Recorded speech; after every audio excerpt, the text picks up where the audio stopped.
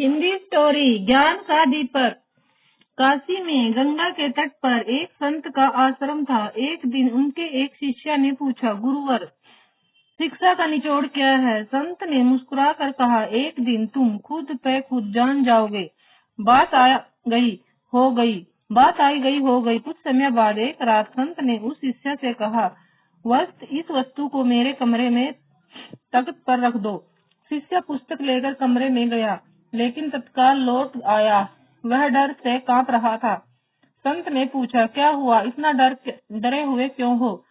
शिष्य ने कहा, गुरुवर, कमरे में सांप है। संत ने कहा, यह तुम्हारा भ्रम होगा।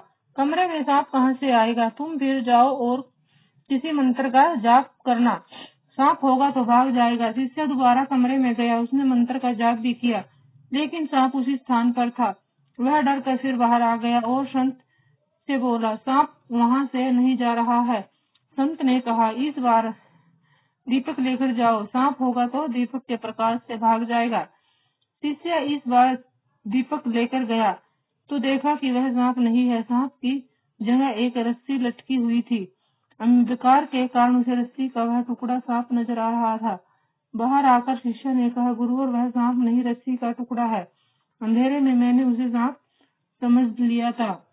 संत ने कहा, बेटा, इसी को भ्रम कहते हैं। संसार गहन भ्रमजाल में जकड़ा हुआ है। ज्ञान के प्रकाश से ही इस भ्रमजाल को मिटाया जा सकता है, लेकिन अज्ञानता के कारण हम बहुत सारे भ्रमजाल पाल लेते हैं और आंतरिक दीपक के अभाव में उसे दूर नहीं कर पाते।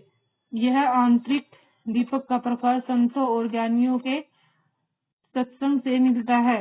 जब तक आंतरिक दीपक का प्रकाश प्रज्वलित नहीं होगा, लोग भ्रमजाल से मुक्ति नहीं पा सकते।